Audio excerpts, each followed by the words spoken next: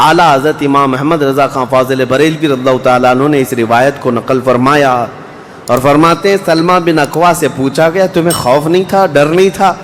400 لوگوں کو اکیلے دوڑاتے چلے گئے، مدینے سے باہر بھی چلے گئے، تو جانتے ہیں کون سی طاقت تھی ان کے پاس، سلمہ بن اکوع کے پاس، جو ان کو خوف سے آزاد کر رکھی تھی۔ فرماتے ہیں ایک بار رسول اللہ صلی اللہ علیہ وسلم صحابہ سے بیعت لے رہے تھے، ہاتھ میں ہاتھ لے کر بیعت کر رہے تھے، تو سب حضور کے پاس ہاتھ دے رہے تھے، بیعت کر رہے تھے۔ حضور نے مجھ سے کہا سلمہ بن اکوع آ جاؤ، تم بیعت کر لو میرے ہاتھ پر۔ میں نے عرض کیا یا رسول اللہ پہلے ہی میں بیعت کر چکا ہوں۔ ایک بار وہ بیعت کر چکے تھے، حضور نے فرمایا دوبارہ کر لو، اس میں کیا حرج ہے؟ حضرت سلمہ بن اکوع کہتے ہیں میں نے دوبارہ حضور کے ہاتھ میں ہاتھ دیا، حضور نے بیعت کیا۔ تھوڑی دیر گزری تھی کہ صحابہ بیعت کر رہے تھے، حضور نے پھر پکارا سلمہ بن اکوع بیعت کیوں نہیں کر لیتے؟ کہا یا رسول اللہ میں نے 2 بار بیعت کی ہے۔ حضور نے فرمایا تیسری بار کر لو، کیا حرج ہے؟ وہ حضرت سلمہ بن اکوع کہتے ہیں میں نے اپنا ہاتھ رسول اللہ کے ہاتھ میں تیسری بار دیا اور بیعت کیا، اور اس کے بعد جب نکلا حضرت سلمہ بن اکوع کہتے ہیں مجھے اس ہاتھ پر اتنا بھروسہ تھا کہ دنیا کی ہر طاقت کو دھول چٹا سکتا تھا، کہ رسول اللہ کے ہاتھ میں دیا ہوا ہاتھ ہے۔ ان کے پاس جو بے خوف ہونے کے لیے کوئی دولت تھی نا، بے باک ان صحابہ کو اگر کوئی چیز بناتی تھی تو یہی چیز ہے عشق مصطفیٰ، محبت مصطفیٰ، جس کو بریلی کے امام نے فرمایا ہے خوف نہ رکھ رضا ذرا تو ہے عبد مصطفیٰ، تیرے لیے امان ہے، تیرے لیے امان ہے۔ کسی شاعر نے کہا تھا کہ دیوان گانے عشق محمد کو دیکھ کر گھبرا گئی ہے گردش دوراں کبھی کبھی۔ حضور کے عاشقوں کو دیکھ کر کے دنیا کی طاقتیں بھی گھبرا جاتی تھیں کہ ان کے پاس ہے کون سی طاقت۔ تو یہ جو چھوٹی سی جنگ واقع ہوئی اس کو ذات القرد کہتے ہیں۔ اس کے 3 دن کے بعد ہی خیبر کی جنگ شروع ہو گئی تھی۔ اب خیبر پر ہم آتے ہیں۔ خیبر کیا ہے؟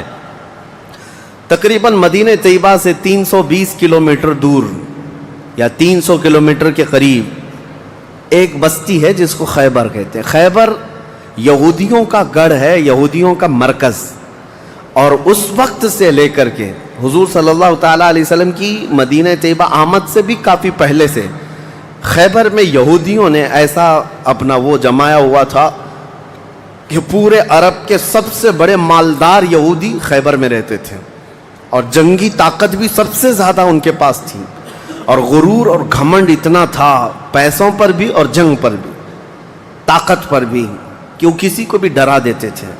اور جب سے نبی پاک صلی اللہ علیہ وسلم مدینہ طیبہ آئے ان کی دشمنی اتنی بڑھ گئی تھی کہ آپ کو معلوم ہونا چاہیے کہ جو جنگ خندق ہوئی تھی اس کا واقعہ بھی میں نے تفصیل سے بتا دیا۔ مدینہ طیبہ جنگ خندق جس وجہ سے ہوئی اس کا سبب یہودی تھے۔ یہودیوں نے مکہ کے کافروں کو، مشرکوں کو، نجد کے کافروں کو، سب کو جمع کیا تھا اور پانی کی طرح پیسہ بہایا تھا جنگ میں۔ 12,000 لوگوں کو رسول اللہ کے خلاف اکٹھا کیا تھا یہودیوں نے۔ یہ خیبر کے یہودی تھے، کیونکہ نبی پاک صلی اللہ تعالیٰ علیہ وسلم جب تشریف لائے تھے 2 قبیلے یہودیوں کے مدینے میں آباد تھے، بنو نذیر اور بنو قریظہ۔ آپ کو میں نے سیرت کے بیان میں یہ بھی بتا دیا تھا، اور یہ دونوں قبیلوں نے حضور صلی اللہ علیہ وسلم کے ساتھ غداری کی تھی، وعدہ خلافی کیا، معاہدہ جو تھا اس کو توڑ دیا۔ اس کی وجہ سے ان یہودیوں کو جو مدینے میں رہتے تھے جلا وطن کر دیا گیا تھا، نکال کر باہر کر دیا گیا۔ تو جتنے مدینے سے نکالے ہوئے یہودی تھے وہ سب خیبر میں جا کر جمع ہو گئے تھے۔ خیبر میں جا کر کے ان لوگوں نے اڈا بنا لیا تھا، اور ڈیلی ان کی صرف اور صرف یہی منصوبہ بندی ہوتی تھی کہ محمد صلی اللہ علیہ وسلم اور ان کے ساتھیوں کو کیسے مارا جائے، کیسے قتل کیا جائے۔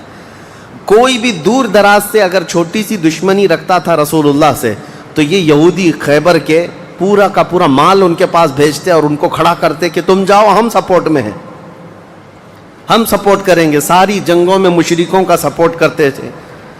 اب میں آپ کو بتاؤں جن کے دلوں میں اتنا زہر بھرا ہوا تھا رسول اللہ صلی اللہ علیہ وسلم کی دشمنی کا، اب ان لوگوں نے دیکھا کہ یہ اب ان کی طاقت بڑھتی جا رہی ہے، اور بادشاہوں کو تک ان لوگوں نے اسلام پیش کر دیا، اور اسلام اب مکہ مدینے کا نہیں رہ گیا، اب تو ایران بھی چلا گیا ہے، مصر بھی چلا گیا ہے، حبشہ بھی چلا گیا ہے، یمن بھی چلا گیا ہے۔ تو ان کے پیٹ کا درد اور بڑھ گیا، ان لوگوں نے پھر اب فیصلہ کرنا شروع کیا کہ اب سارے لوگوں کو جمع کرتے ہیں. ایک قبیلہ تھا بنو غطفان، یہ مشرکوں کا قبیلہ تھا اور وہ جنگی طاقت بہت زیادہ رکھتے تھے.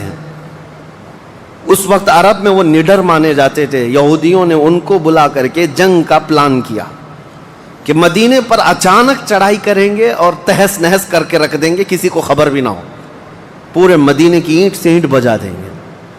انہوں نے پلان کیا راتوں رات، لیکن مخبر صادق رسول اللہ صلی اللہ تعالیٰ علیہ وسلم کا حال یہ ہے، اور کوئی غیب کیا تم سے نہاں ہو بھلا.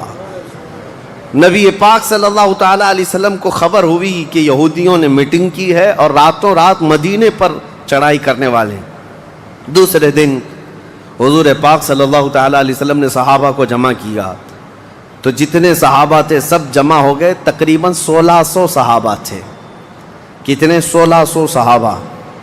1600 صحابہ مدینہ طیبہ سے نکل پڑے حضور کے ساتھ کہ ان یہودیوں کو خیبر سے نکلنے سے پہلے ان کا راستہ ہم روکیں گے کہ مدینے پر کوئی بھی چڑھائی نہ کر سکے.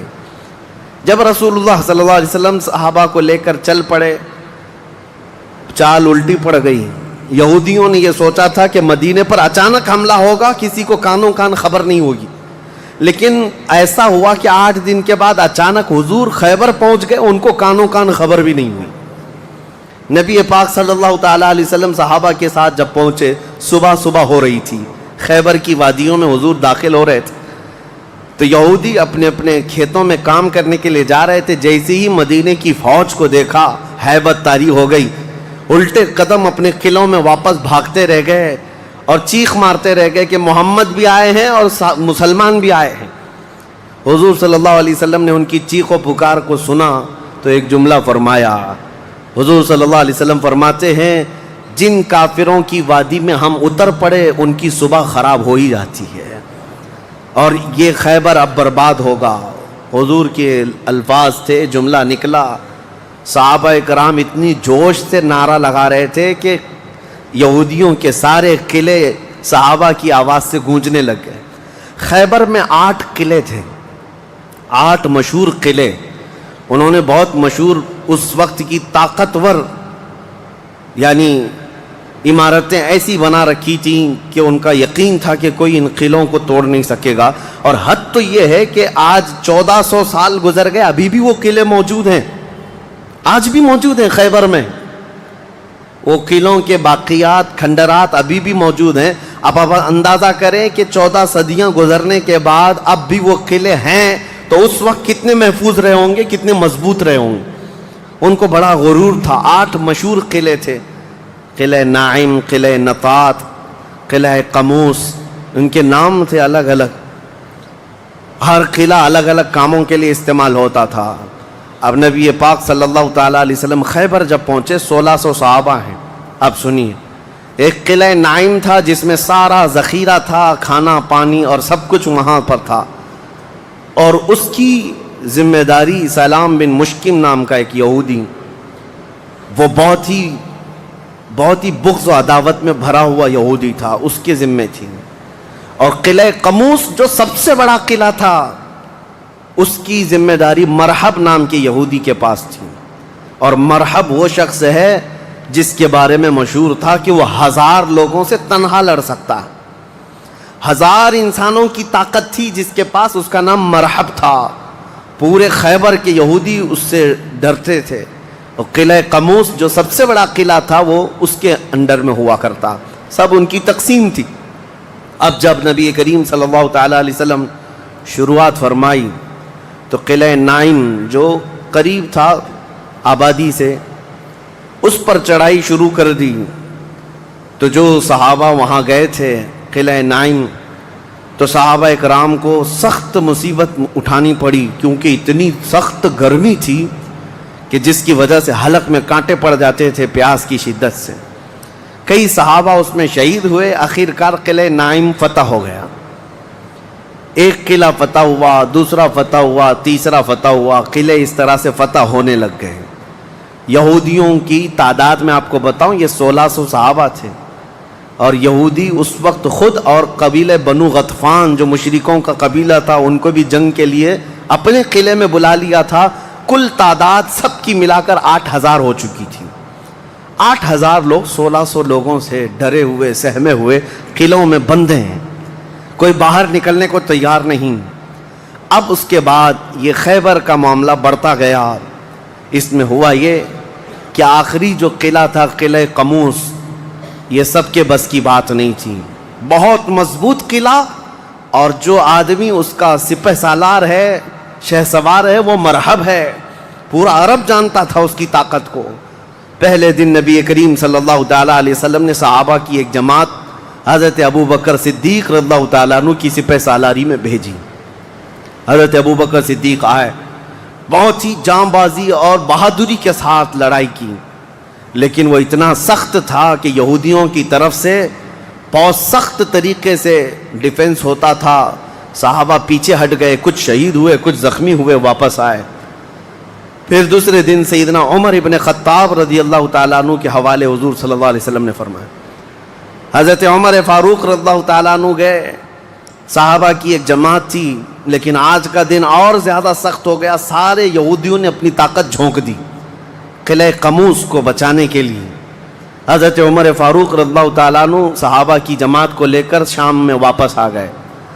اب یہ محاصرہ بڑھ گیا, 20 دن چلا کنٹینیو محاصرہ ان قلعوں کا, لیکن فتح ہونے کا نام نہیں تھا.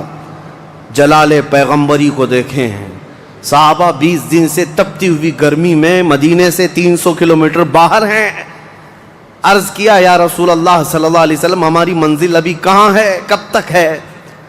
رات کا وقت تھا, نبی کریم صلی اللہ تعالیٰ علیہ وسلم جلال میں تھے. ارشاد فرمایا لَأُعْطِيَنَّ غَدًا رَایَةً رَجُلًا يُحِبُّهُ اللَّهُ وَرَسُولُهُ.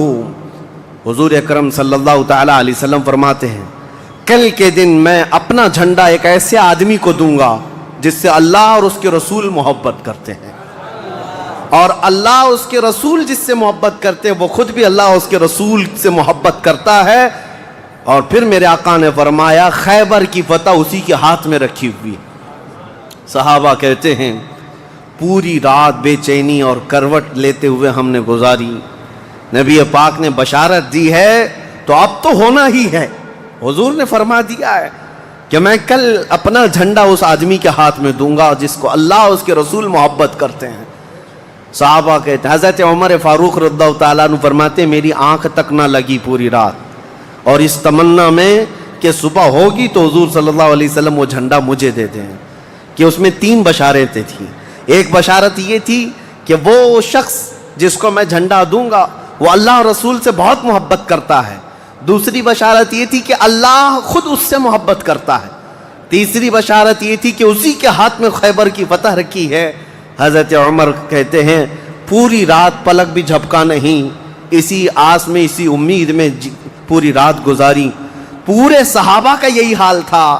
صبح جب ہوئی دوڑے دوڑے نبی کریم صلی اللہ تعالیٰ علیہ وسلم کی جلوں میں حاضر ہوئے. اللہ کے حبیب صلی اللہ علیہ وسلم کے ہاتھ میں پرچم تھا, جھنڈا تھا, اب جنگ کے لیے روانہ کرنا تھا.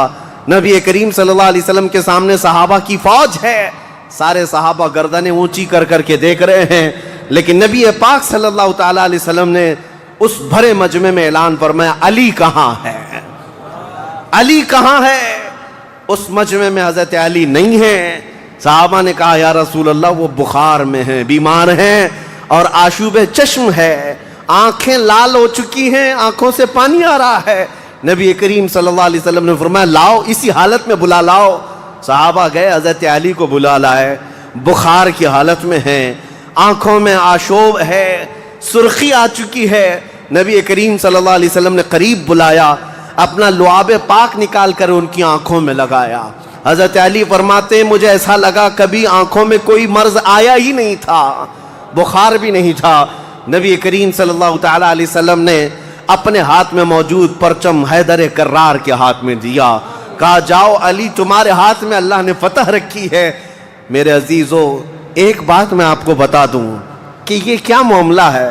جب رسول کریم صلی اللہ تعالیٰ علیہ وسلم کو یہ معلوم ہے کہ حضرت علی کے ہاتھ میں ہی یہ جنگ فتح ہونی ہے تو پہلے دن کسی اور کو کیوں بھیجا, دوسرے دن اور صحابی کو بھیجا. یہ 20 دن کا محاصرہ کس بات کا تھا؟ یہ سارے معاملات کس لیے تھے؟ ایک بات یاد رکھیں، فتح اسلام کے حق میں ہے اور غالب اسلام ہو کر رہے گا، لیکن قدرت کا قانون یہ ہے، جیسے معراج میں بھی آپ کو معلوم ہے نمازیں تو 5 ہی ہونی تھی، لیکن 9 مرتبہ حضور صلی اللہ علیہ وسلم کو آنا جانا کیوں رکھا گیا؟ خدا کی قدرت کا قانون یہ ہے کہ پہلے اسباب کی طرف دیکھو، بعد میں اسباب کا خالق خود تمہارے لیے راستے پیدا فرمائے گا۔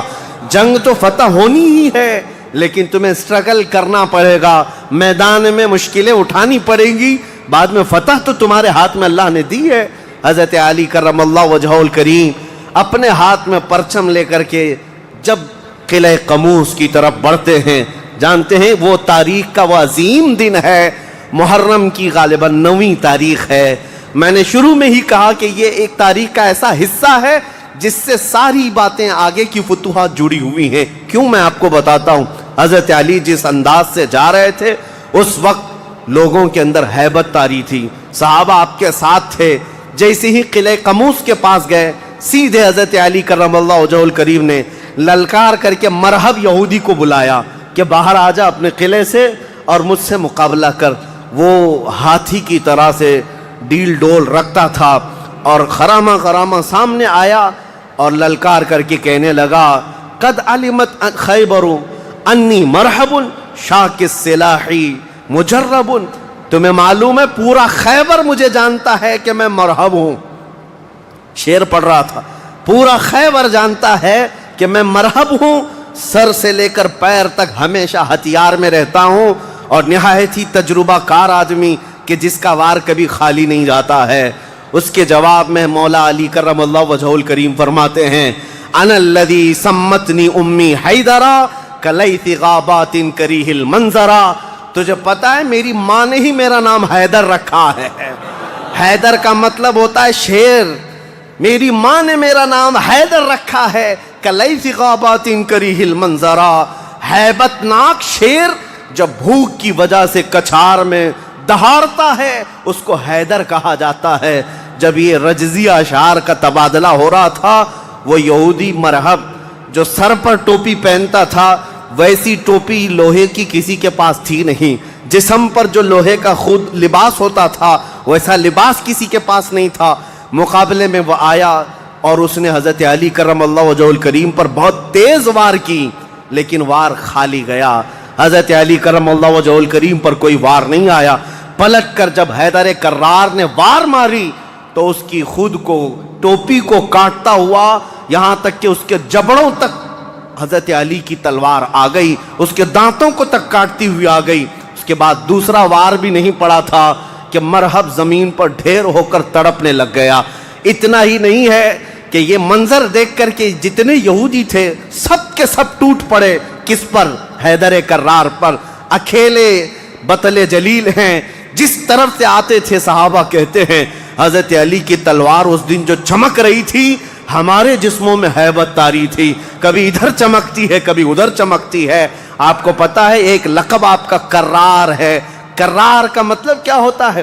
پلٹ پلٹ کر کے حملہ کرنے والا، اور ایسا حملہ کرنے والا کہ سامنے والے کو سنبھلنے کا موقع بھی نہیں دیتا۔ حضرت علی کی تلوار نے اتنے وار کیے کہ یہودیوں کی صفیں درہم برہم ہو گئی۔ بعض تو لوگوں نے یہ سوچا کہ جان بچانے میں عافیت ہے، جب ہمارا سردار ڈھیر ہو کر تڑپ رہا ہے ہمیں اس سے مقابلے کی کیا تاو ہے۔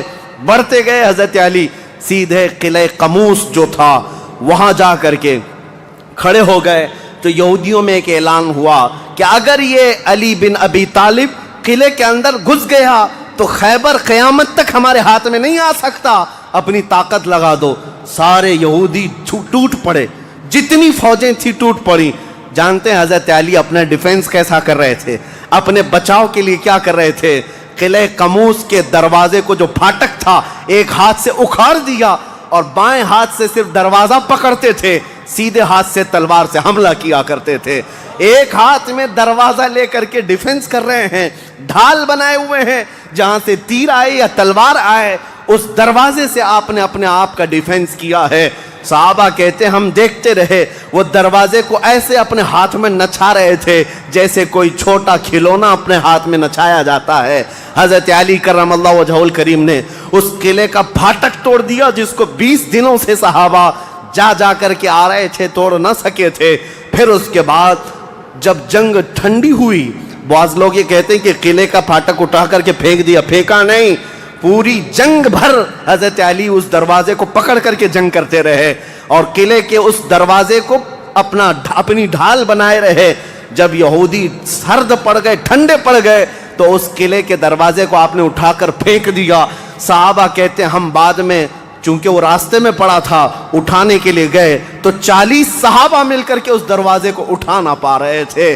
جو تنہا حیدر کرار اتنی دیر تک اپنے ہاتھ میں لے کر کے لڑتے رہے۔ کون ہے یہ حیدر کرار؟ یہ وہی حیدر کرار ہے جب رسول اللہ صلی اللہ علیہ وسلم نے مکہ مکرمہ میں سب سے پہلے اسلام کی دعوت دی تھی تو مکہ والوں نے انکار کیا تھا۔ 9 سال کا ایک بچہ کھڑا ہوا تھا، کہا یا رسول اللہ میں آپ کے دین کی حمایت کروں گا۔ پتلی پتلی ٹانگیں تھی، کمزوری تھی۔ رسول اللہ نے اس 9 سال کے بچے کو دیکھا اور سینے سے لگایا اور بارگاہ رب العزت میں عرض کیا کہ مولا اس کی ٹانگوں میں اور اس کی بازوؤں میں تو طاقت عطا فرما۔ وہ 9 سال کا بچہ جب 25 سال کا ہو گیا تو فاتح خیبر بن کر کے نکلا، حیدر کرار بن کر کے نکلا۔ اسی لیے سچ کہا ہے جس نے کہا ہے شاہ مرداں شیر یزداں قوت پروردگار، لا فتح الا علی لا سیف الا ذوالفقار۔ یہ ہے جس کا مطلب یہ ہوتا ہے فارسی میں شاہ مرداں شیر یزداں، نوجوانوں کا اگر کوئی بادشاہ ہے تو وہ حیدر کرار ہے۔ شیر یزداں اگر اللہ کا کوئی شیر ہے تو حیدر کرار ہے۔ قوت پروردگار، اللہ کی طاقت کا مظہر دیکھنا ہے تو وہ علی بن ابی طالب ہے۔ لا فتح الا علی، سچ کہا جس شاعر نے کہا لا فتح الا علی۔ پورے لوگوں میں اگر جوان کوئی کہانے کے لائق ہے تو وہ علی بن ابی طالب کا نام ہے۔ لا سیف الا ذوالفقار، اور دنیا میں اگر کسی تلوار کو تلوار کہلانے کا حق ہے تو وہ ذوالفقار حیدری کا نام ہے۔ عزیزان گرامی وقار، یہ خیبر فتح ہوا، جیسے یہ خیبر فتح ہوا صحابہ میں اتنا جوش بھر گیا تھا، نہ قلعہ قموس باقی رہا نہ مرحب باقی رہا۔ اور خیبر کو جو مولا علی نے اس وقت توڑا تھا، 14 صدیاں گزر گئی، آج تک یہودیوں کا اس میں داخلہ نہ ہو سکا تھا۔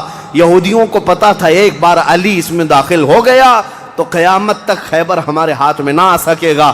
آپ کو پتا ہے 2018 کی بات میں بتاؤں، 2018 میں انگلینڈ میں لندن کی سڑکوں پر پوسٹر اور بینر ہورڈنگ کارڈ لیے ہوئے یہودی احتجاج کر رہے تھے، پروٹیسٹ کر رہے تھے کہ خیبر ہمارا تھا، ہم کو نکالا گیا تھا، اور تمہاری ہماری لاسٹ جنگ خیبر تھی، اس کے بعد نہیں ہوئی۔ اس طرح کی باتیں، یعنی میں نے محسوس کیا کہ مسلمان تو بھول گئے خیبر کیا ہے۔ یہودیوں کو جن کو مار پڑی تھی آج بھی یاد ہے کہ مولا علی نے کیسے مارا تھا، آج بھی یاد ہے کہ حیدر کرار کی وار کیسی تھی۔ صدیاں گزر گئیں، وہ زخم ابھی تک بھرا نہیں ہے۔ اسی لیے میرے عزیزو، آپ کو دیکھنا چاہیے کہ گریٹر اسرائیل کا نقشہ جو انہوں نے بنایا ہے، اسرائیل جو آج فلسطین کے حصے میں زبردستی قبضہ کیا ہوا ایک چھوٹا سا ملک، ناجائز قبضہ، انہوں نے جو اپنے خوابوں کا ایک نقشہ بنایا ہے کہ اسرائیل کہاں تک ہوگا، انٹرنیٹ پر دیکھیں گے تو آپ محسوس کریں گے انہوں نے گریٹر اسرائیل کا نقشہ جو بنایا اس میں خیبر بھی شامل کیا ہے کہ خیبر تک، مدینے کی وادیوں تک ان کو اسرائیل بنانا ہے۔ جہاں سے ہم نکلے تھے وہاں واپس آئیں گے، لیکن انشاءاللہ العزیز ایسا کبھی نہیں ہوگا۔ مولا علی کرم اللہ وجہہ الکریم کی وار جو پڑی تھی وہ قیامت تک تازہ رہے گی انشاءاللہ۔ میرے عزیزو، خیبر فتح ہونے کے بعد اب عدل مصطفیٰ کو بھی دیکھو۔ نبی کریم صلی اللہ تعالیٰ علیہ وسلم، یہ وہ یہودی ہیں جو ساری جنگوں میں جڑ کا کام کرتے رہے، جڑ کا کام کرتے رہے، لوگوں کو بھڑکانے میں، حضور کے خلاف دشمنی پر ابھارنے میں، پیسہ بہانے میں، سب کام کرتے رہے۔ آج سب ٹوٹ کر بکھر گئے۔ نبی کریم صلی اللہ تعالیٰ علیہ وسلم کو اب کیا کرنا تھا؟ حضور صلی اللہ علیہ وسلم نے دوسرے دن جب صحابہ سے مشورہ لیا، صحابہ نے عرض کیا جیسے ان کو مدینے سے بھگایا گیا تھا خیبر سے بھی نکال دیں، یہاں سے بھی نکال کر ان کو جلا وطن کر دیں.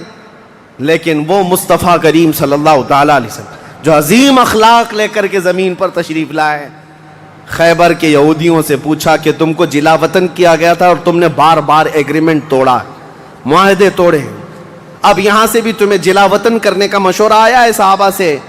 یہودیوں نے رونا دھونا شروع کیا اور کہا آپ اللہ کے نبی محمد مصطفیٰ صلی اللہ علیہ وسلم عدل کے شہسوار ہیں، ہمیں موقع عطا کریں. ہم خیبر چھوڑ کر جانا نہیں چاہتے، ہماری زمینیں ہمیں دے دیں، لیکن سال بھر میں جتنی بھی اس کی آمد ہوگی اس کا آدھا ہم مدینے پہنچا دیں گے، کھجوریں ہوں، فصلیں ہوں. نبی کریم صلی اللہ تعالیٰ علیہ وسلم نے سب کو معاف کر دیا، خیبر ان کے حوالے کر دیا، اور پھر وہ آدھا حصہ مدینہ طیبہ ہر سال دینے کے لیے راضی ہو گئے، اور اس پر حضور صلی اللہ علیہ وسلم نے فیصلہ فرما لیا. اب اتنی بات نہیں، حضرت عبداللہ بن رواحہ رضی اللہ تعالیٰ عنہ ہر سال جب یہ خیبر آتے یا ایک دوسرے صحابی یہ آدھا حصہ لینے کے لیے آتے تھے تو پورے خیبر کے یہودی مال جمع کرتے، اس میں آدھا آدھا حضرت عبداللہ فرما دیتے، اور اس کے بعد یہ نہیں ہے کہ لے کر کے نکل جاتے، سارے یہودیوں کو جمع کرتے، کہا میں نے پورے مال کا آدھا آدھا کیا ہے، ان میں سے جو حصہ تمہیں پسند ہے وہ رکھ لو، باقی مدینے بھیج دو. یہودی کہتے ہیں ایسا عدل ہم نے کہیں دیکھا ہی نہیں کہ ہمیں پہلے کہہ دیا جائے، ورنہ کوئی بھی ہوتا حاکم تو اچھا مال اٹھا لیتا اور برا مال چھوڑ کے چلا جاتا. یہ رسول اللہ کے صحابہ تھے، کہتے جو تمہیں پسند ہے وہ رکھ لو، جو چھوٹ گیا وہ مدینے بھیج دو. اتنے ہونے کے باوجود بھی حضور صلی اللہ تعالیٰ علیہ وسلم کے ساتھ انہوں نے کیا کیا. حضور 3 دن کے بعد خیبر سے نکل رہے تھے. زینب نام کی ایک خاتون تھی جس کا شوہر قتل ہو گیا تھا، وہ حضور صلی اللہ تعالیٰ علیہ وسلم کے پاس بڑی محبت لے کر کے آئی، بہت محبت کے ساتھ، اور یوں کہا کہ میں آپ کی پیروکار ہوں، بڑی مشتاق تھی آپ کے دیکھنے کی، آپ میرے گھر تشریف لائیں. حضور صلی اللہ تعالیٰ علیہ وسلم کو اور کچھ صحابہ کو اس نے اپنے گھر پر دعوت کی، اور دعوت کیا کیا، کھانے میں اور گوشت میں نہایت ہی خطرناک زہر ملایا اور حضور صلی اللہ تعالیٰ علیہ وسلم کو زہر دیا. جو صحابہ موجود تھے حضور صلی اللہ علیہ وسلم کے ساتھ دعوت میں، جیسی حضور نے پہلا لقمہ اٹھایا، جو گوشت کی بوٹی تھی یا جو لقمہ تھا وہی بول پڑا رسول اللہ صلی اللہ علیہ وسلم کہ مجھ میں زہر ملا ہوا ہے. نبی کریم صلی اللہ تعالیٰ علیہ وسلم نے ابھی اپنی زبان پر لگایا ہی تھا، نکال کر پھینک دیا. لیکن دوسرے ایک صحابی حضور سے پہلے پیٹ بھر کر کھا چکے تھے اور وہ زہر کے اثر سے فوراً ہی شہید ہو گئے. یہ یہودیوں نے حضور کے معافی کے بعد، اعلان کے بعد پھر بھی یہ ہرزہ سرائیاں، یہ سارے کام کرتے رہے اور آج تک کرتے آئے ہیں. آج تک نبی کریم صلی اللہ تعالیٰ علیہ وسلم نے اس کے باوجود معلوم ہونے کے بعد یہودیوں کو بلایا کہ اس خاتون کا کیا کیا جائے. اس نے اقرار کر لیا، کہا کہ ہاں ہم نے زہر ملایا تھا. کہا کیوں؟ کہا ہم یہ دیکھ رہے تھے اگر آپ اللہ کے سچے رسول ہیں تو آپ کو خبر ہو جائے گی، ورنہ ہم کو آپ سے نجات مل جائے گی، ہم بچ جائیں گے، آپ زہر سے ختم ہو جائیں گے. نبی کریم صلی اللہ تعالیٰ علیہ وسلم تو زہر کے اثر سے کچھ نہیں ہوا اور حضور بچے اس زہر سے، لیکن ان یہودیوں میں سے کوئی بھی اسلام کی طرف آیا بھی نہیں. نبی کریم صلی اللہ تعالیٰ علیہ وسلم نے اس خاتون سے بدلہ نہیں لیا، اسے معاف کر دیا. اپنی ذات کے لیے حضور نے کبھی بدلہ لیا ہی نہیں.